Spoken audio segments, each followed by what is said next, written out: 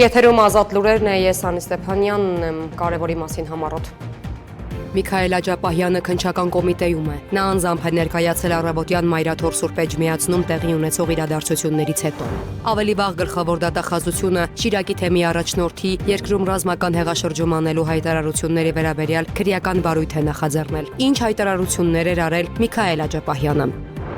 Այսօր Շիրակի թեմի առաջնորդարանում եւ Միքայել Աջապահյանի բնակության հասցեում կատարվել են անհրաժեշտ քննչական գործողություններ, բայց Միքայել Սրբազանը Գյումրիում չէր, նա գտնվում էր Մայրաթոր Սուրբ Էջմիածնում, առավոտյան տեղի ունեցած իրադարձությունները։ Պեկին պաշտոնական այցի ընթացքում արտաքին գործերի նախարար Արարատ Միրզոյանը հանդիպում է ունեցել Շանհայի գործակցության կազմակերպության գլխավոր քարտուղարի հետ։ Զրուցակիցները քննարկել են երկրում գործակցությանը վերաբերող հարցեր։ Իրանի քաղաքականությունն անփոփոխ է, Հայաստանում Իրանի դեսպան Մեհդի Սոբհանին վստահեցրել է, նույնիսկ տարածաշրջանային լարվածությունը չի կարող խաթարել Թեհրանի, Երևանի հետ գործընկերությունը, դեսպանի մամուլի ասուլիսը։ Երևանի Խաչատուր Աբովյանի անվան երկրորդ դպրոցի հետ կապված ամիսներ առաջ տարածված աղմկահարույց հրապարակմանն արձագանքել է ոստիկանությունը։ Քննությունը պարզել է, մեղադրանքներն անհիմն են եղել։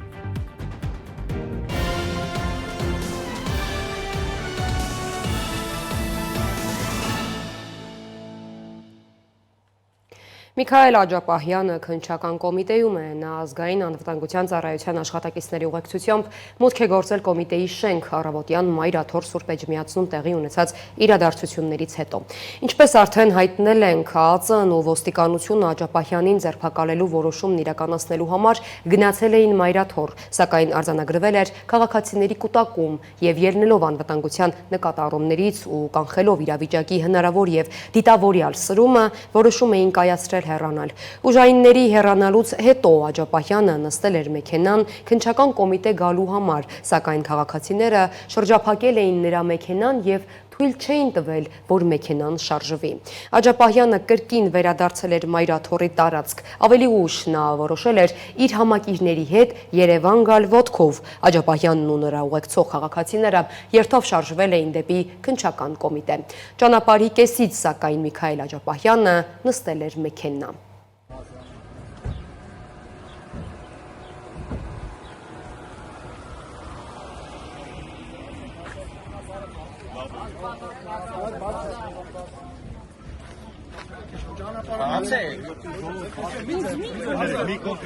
Ես փաստաբան եմ, ուր եք հերում։ Փաստաբանը ոչ։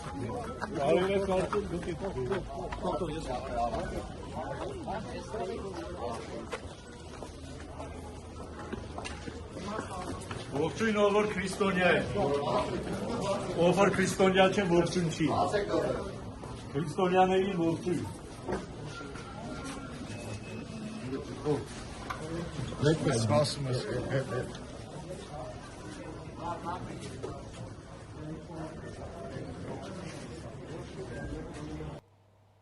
Քննչական կոմիտեի շենքի մոտից մի խումբ անձինք քրեական վարույթի շրջանակներում ձերբակալվել ու տեղափոխվել են ոստիկանության ստորաբաժանումներ։ Ի դեպ, մի խումբ անձանց կողմից արդարադատության իրականացմանը խոչընդոտելու հատկանիշներով նախաձեռնվել է քրեական վարույթ, հայտնել են քննչական կոմիտեից, նախազգուշացնելով տարբեր անձանց կողմից իրավապահ մարմինների օրինական մասնագիտական գործունեությանը խոչընդոտելը եւ միջամտելը Հայաստանի օրենսդրության համաձայն կարող է հանգեցնել քրեական պատասխանատվության։ Կոմիտեն հորդորել էր ձեռնպահ մնալ հակաիրավական վարքագծի ցանկացած դրսևորումից։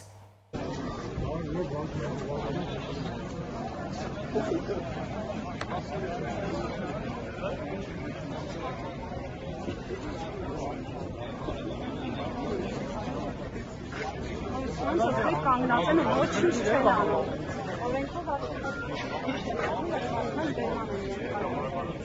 Ներողություն ինչ-որ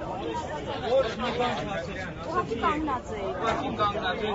Արգերը շփշում մեքենայից հեռու։ Ինչի կփշպի։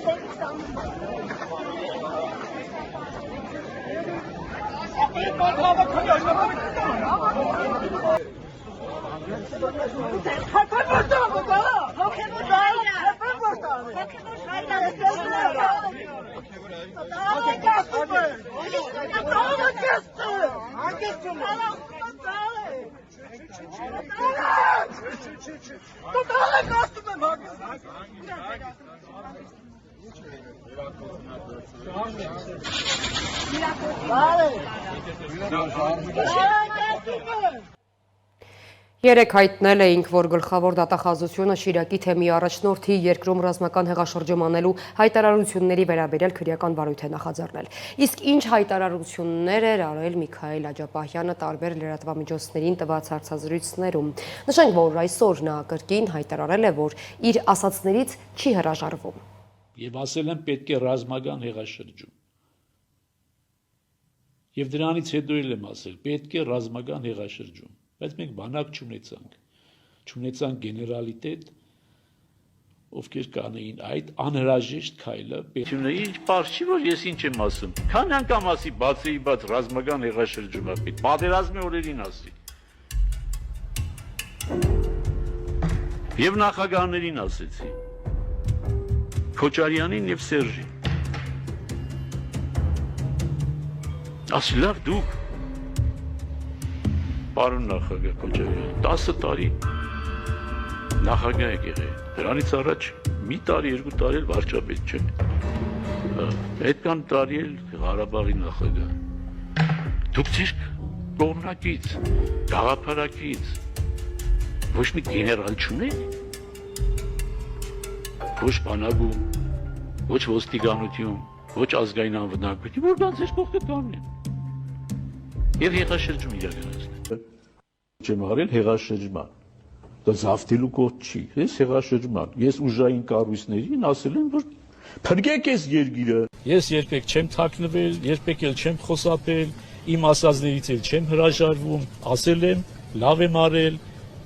եւ պիտի շարունակեմ նույն ոգիով։ Այսօր Շիրակի թեմի առաջնորդարանում եւ Միքայել Աջապահյանի բնակության հասցեում կատարվել են անհրաժեշտ քննչական գործողություններ։ Ավելի ուշ հայտնի է դարձել, որ Միքայել Սրբազանը Գյումրիում չէ, նա գտնվում է Մայրաթոր Սուրբ Էջմիածնում։ Այնտեղ առավոտյան տեղի ունեցած իրադարձությունները տեսանյութում։ Աղարավոտից իրավապահները հատուկ գործողություններ էին իրականացնում Վեհարանում, ինչից հետո Միքայել Աջապահյանը հայտարարեց իմ ետևից են եկել, ես կգնամ։ Ամենայն հայոց կաթողիկոսն էլ նշեց, որ Միքայել Սրբազանի հետ գնալու է իրենց փաստաբանը, իսկ մյուսները Վեհարանում կհամախմբվեն եւ ժողով կանեն։ Մենք բոլորս ամենայն ջանքի գործ ենք դնելու, որպեսզի արդարությունը գործի մեր եկեղեցու, մեր եկեղեցականաց եւ մեր հոգեվորականների։ Իսկ երկրի եւ երկրի բնականաբար։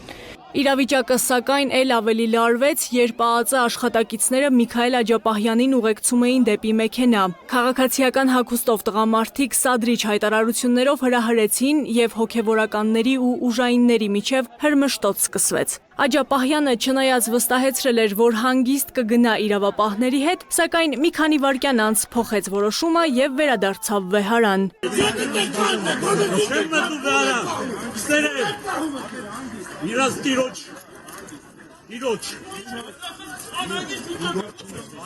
Իրավիճակը Մայրաթոր Սուրբ Էջմիածնում սկսում է այլ երանգներ ստանալ, ընդդիմադիրներն իրենց կողմնակիցներին կոչ են անում հավաքվել Մայրաթորում ի աջակցություն Միքայել Սրբազանի եւ Վեհափառի։ Երեք քննչական կոմիտեն հայտնել էր, որ Միքայել Աջապահյանի երկրում ռազմական հեղաշրջում անելու հայտարարությունների վերաբերյալ քրեական վարույթ է նախաձեռնվել։ Իշխանությունը զավթելուն, տարածքային ամբողջականությունը խախտելուն, ինքնիշխանությունից հրաժարվելուն կամ սահմանադրական կարգը բռնի տապալելուն ուղղված հրապարակային կոչեր անելու համար։ Վաղ առավոտյան Շիրակի թեմի առաջնորդարանում քննչական գործողություններ էին իրականացվում, սակայն Միքայել Աջապահյանն արդեն Մայրաթոր Սուրբ Էջմիածնում էր։ Վերջին տեղեկություններով ուժայիններին են միացել նաև ոստիկանության զորքերի հատուկ նշանակության ջոկատների ներկայացուցիչները, որոնք փորձում են մուտք գործել Վեհարան։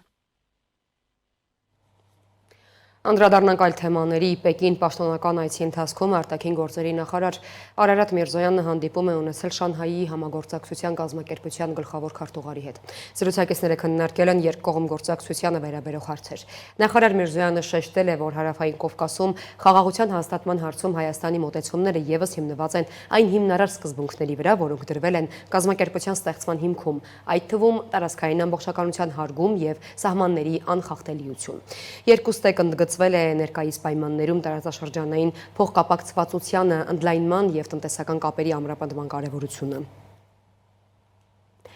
Ռուսաստանը Հայաստանին ուղղված նամակ է պատրաստում այն մասին, որ Երևանի Եվրամիությանը մերձենալու նորմերը հակասում են Եվրասիական տնտեսական միության կանոններին։ Այս մասին հայտնել է Ռուսաստանի փոխվարչապետ Ալեքսեյ Օվերչուկը, պատասխանելով 10 գործակալության հարցին։ Հայաստանը չի կարող միաժամանակ լինել եւ ԵԱՏՄ եւ ԵՄ անդամ։ Դա կնշանակի, որ Եվրասիական տնտեսական միության ներքին շուկայում կհայտնվեն ապրանքներ, որոնք չեն համապատասխանում մեր պահանջներին։ Այս հարցը մենք ներառել ենք Եվրասիական տնտեսական հանձնաժողովի խորհրդի օրակարգում, նշել է Օվերչուկը։ Հայաստանի խորհրդարանը 2025 թվականի մարտի 26-ին ընդունել է Եվրամիությանն անդամակցելու գործընթաց սկսելու մասին օրենքը։ Դրանից հետո Ռուսաստանի Դաշնության մի խումբ պաշտոնյաներ հայտարարել են, որ Եվրամիությանն ու Եվրասիական տնտեսական միությանն անդամակցությունն անհամատեղելի են եւ Հայաստանը ինչ-որ պահի պետք է ընտրություն կատարի երկու կառույցների միջև։ Բաքուն եւ Երևանը ավելի քան երբևէ մոտ են խաղաղության համաձայնագրի ստորագրմանը, որը նոր էջ կբացի ամբողջ հարավային Կովկասի համար։ Այս մասին հայտարարել է Ադրբեջանի նախագահի հատուկ ներկայացուցիչ Էլչին Ամիրբեկովը։ Նա միաժամանակ կրկին բազմիցս հնչեցրած նախապայմաններն է հիշեցրել։ Ամիրբեկովն ասել է, թե դրա համար պետք է վերացվեն երկու հիմնական խոչընդոտներ։ Նախ խոսքը Հայաստանի սահմանադրության այն դրույթների մասին է, որոնք պարունակում են Ադրբեջանի նկատմամբ տարածքային պահանջներ, երկրորդ ԵԱՀԿ Մինսկի խմբի միջնորդական մեխանիզմներից հրաժարվելու անհրաժեշտությունը։ Շեշտել է Ամիրբեկովը, Ադրբեջանի նախագահի ներկայացուցիչը նաև ընդգծել է Զանգեզուրի միջանցքի բացման կարևորությունը։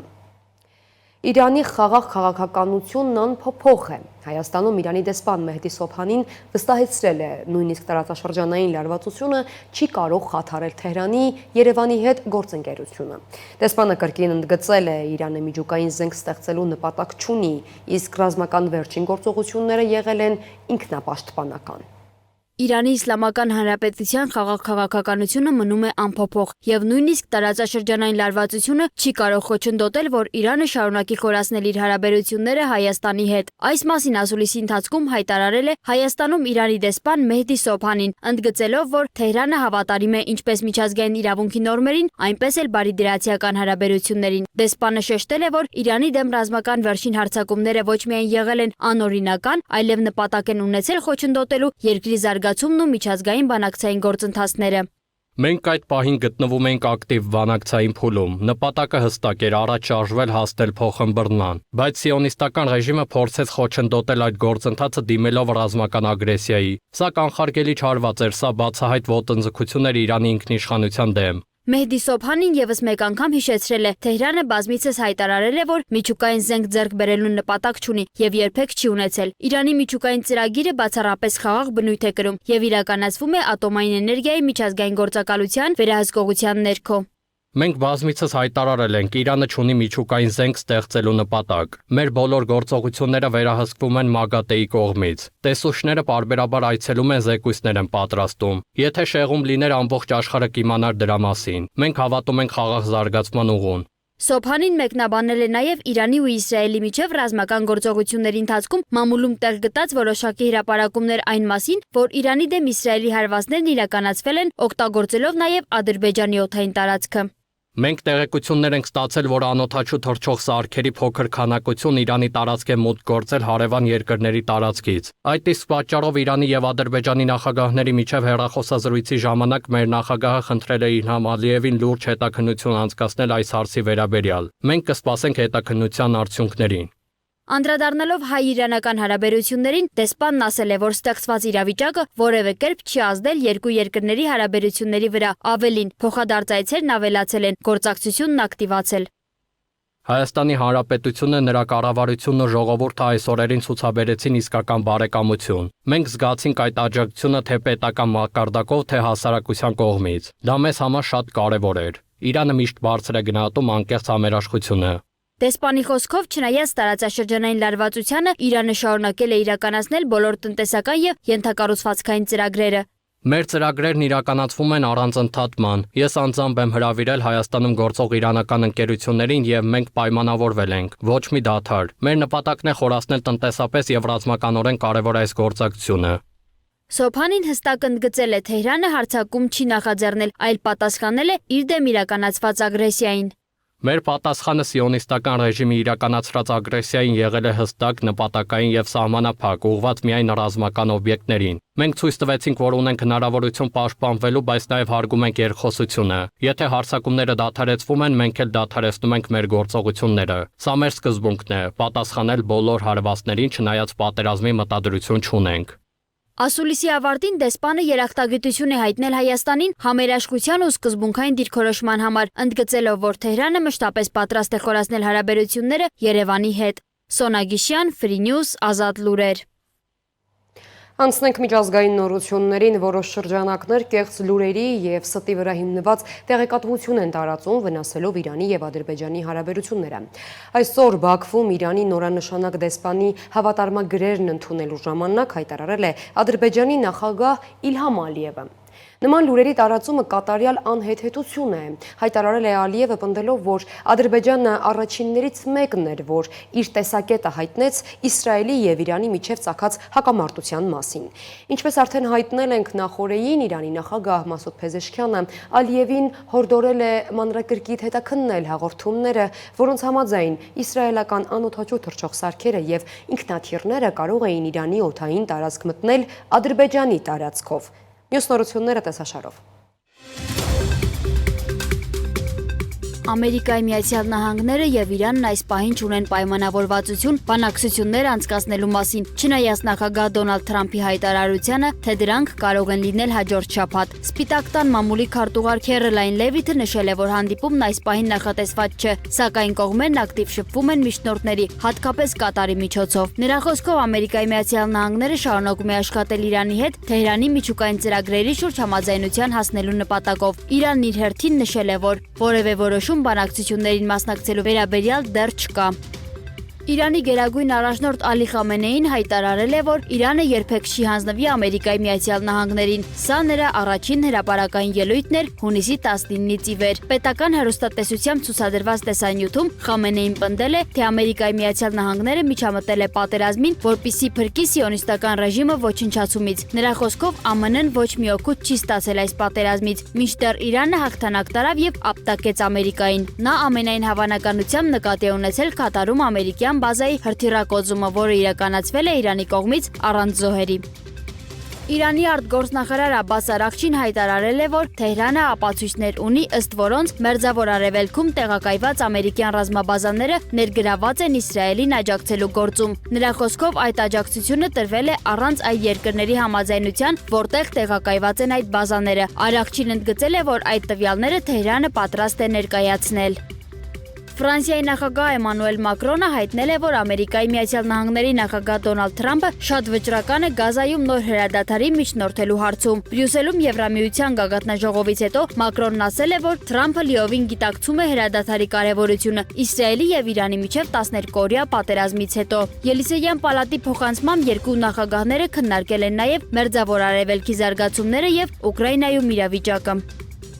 Բաքվում Ադրբեջան ֆիլմ կինոստուդիայի տարածքում տեղի ունեցել հզոր պայթյուն, որին հաջորդել է խոշոր հրդեհ։ Ադրբեջանական ներքին գործերի նախարարության տվյալներով տուժածներ չկան։ Նախնական վարկածով պայթյունի պատճառ է դարձել նկարահանումների ընթացքում օգտագործվող պիրոտեխնիկան։ Հրդեհը տեղայնացվել է, դեպքի մանրամասները ճշտվում են։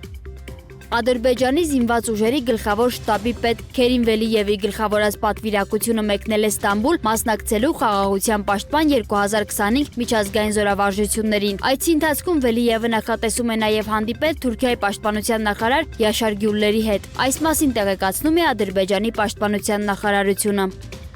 Ուկրաինան եւ Ռուսաստանը կրկին գերիների փոխանակում են իրականացրել։ Նախագահ Վոլոդիմիր Զելենսկին հայտնել է, որ հայրենիք են վերադարձել Ուկրաինայի զինված ուժերի, ազգային գվարդիայի եւ սահմանապահ ծառայության զինծառայողներ, որոնց մեծ մասը գերության մեջ էր 2022 թվականից։ Ռուս զինծառայողները տեղափոխվել են Բելարուս։ Փոխանակումը կատարվել է ըստ Ստամբուլում հունիսի 2-ին ձեռք բերված պայմանավորվածության 6000-6000-ի դիմաց բանաձևով, ներառելով նաեւ ծանր հիվանդների եւ զոհվածների մարմինների վերադարձը։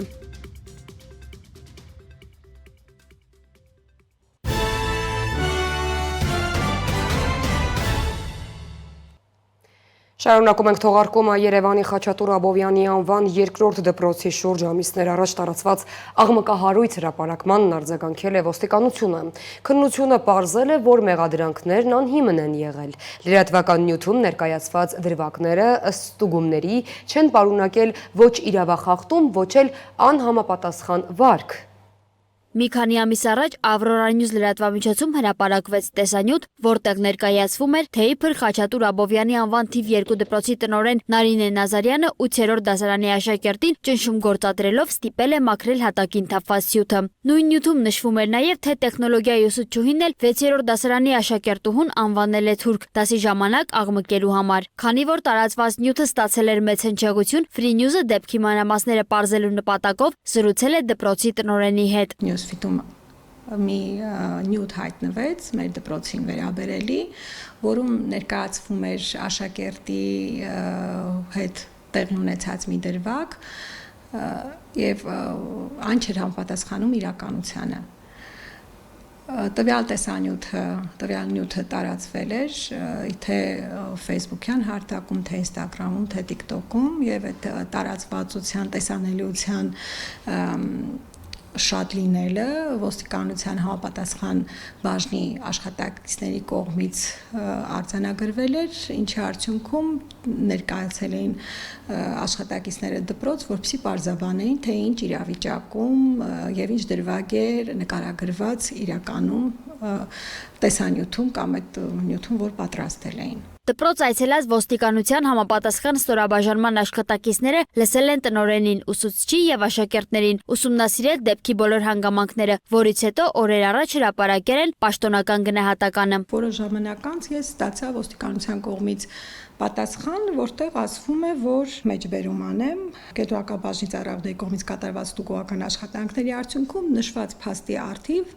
անձանց արարքներում հանցագործության հատկանիշներ կամ իրավախախտում չի հայտնաբերվել։ Հարկ է նշել, որ տեսանյութում հիշատակվող երեխաները ներկայացված են որպես տարբեր ընտանիքներից, մինչդեռ իրականում նրանք քույր եւ եղբայր են։ Բացի այդ, ոստիկանության ուսումնասիրությունները եւ երեխաների վկայությունները ցույց են տալիս, որ նրանց նկատմամբ որևէ բռնություն կամ ճնշում չի եղել, ինչը փաստում է, որ հրապարակված նյութը եղել է ուռճացված։ Հարկ է նկատել, որ չնայած ծնողների բողոքներին, նրա երեխաներն այսօր էլ սովորում են այդ դպրոցում, որևէ կերպ չեն թիրախավորվում, նաեւ ակտիվ մասնակցում են տարբեր միջոցառումների։ Դպրոցի կամ ուսուցչի մասին նման նյութերը, որոնք հատկապես հասանելի են լայն լսարանին, թեև չունեն իրավական հիմք, բայց կարող են հանրային բացասական կարծիք ձևավորել հնարավոր բոլոր հետևանքներով։ Ուստի հասարակական հնչեղություն ստացած ցանկացած հրապարակում պետք է հիմնված լինի ճշգրիտ տվյալների վրա, հատկապես երբ խոսքը վերաբերում է երեխաների, ուսուցիչների ու դպրոցի ղեկավարության փոխհարաբերություններին։ Սոնա Գիշյան, Տիգրան Ղազարյան, Free News, Ազատ լուրեր։ Այս ժամի համար նախատեսել էինք այսքանը, թողարկման ավարտին ծանոթացեք եղանակային կանխատեսումներին, ցտեսություն։